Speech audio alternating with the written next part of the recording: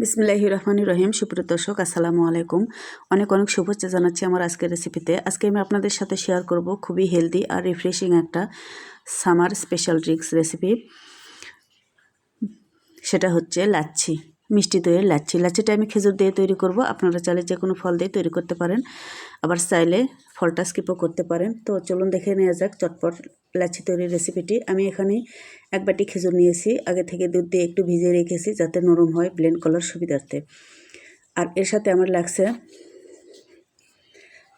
Ice cube, লাগছে sugar powder অথবা চিনি দিলেও হবে, আর লাগছে গুঁড়া দুধ। আমি 3 টেবিল চামচ গুঁড়া দুধ নিয়েছি, আর মিষ্টি দই নিয়েছি এক বাটি।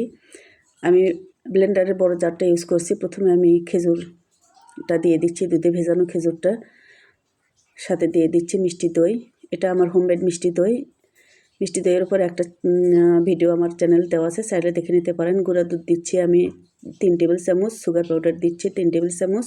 মিষ্টিটা কম বেশি করে নিতে পারবেন যার যা পছন্দ মতো, আবার চাইলে স্কিপও করতে পারবেন মিষ্টিটা, কারণ দই যেহেতু মিষ্টি। আর দিয়ে দিচ্ছি আইস কিউব। আমি জারের ঢাকনাটা লক করে ভালো করে একটু ব্লেন্ড করে নেব, কারণ খেজুর একটু মোটা ছালযুক্ত ফল। আমার ব্লেন্ড করা হয়ে গেছে, আমার লাচ্ছিটা তৈরি হয়ে গেছে। এখন ঠান্ডা ঠান্ডা পরিবেশনের পালা। আমার লাচ্ছিতে মিষ্টিটা পারফেক্ট ছিল, তো আমি পরিবেশনের জন্য তুলে নিচ্ছি। দর্শক, তৈরি হয়ে গেল অনেক মজাদার ঠান্ডা ঠান্ডা ড্রিঙ্কস একটা লাচ্ছি রেসিপি। আশা করছি ভিডিওটি ভালো লাগবে। এই প্রচণ্ড গরমে এরকম ঠান্ডা ঠান্ডা লাচ্ছি খেতে সবারই ভালো লাগবে। লাচ্ছি তৈরির রেসিপিটা কিন্তু অনেক সহজ, সহজেই তৈরি করে নেওয়া যায় অনেক ঝটপট করে। তো আমার আজকের রেসিপিটি যদি ভালো লাগে, আশা করছি একবার ট্রাই করবেন রেসিপিতে।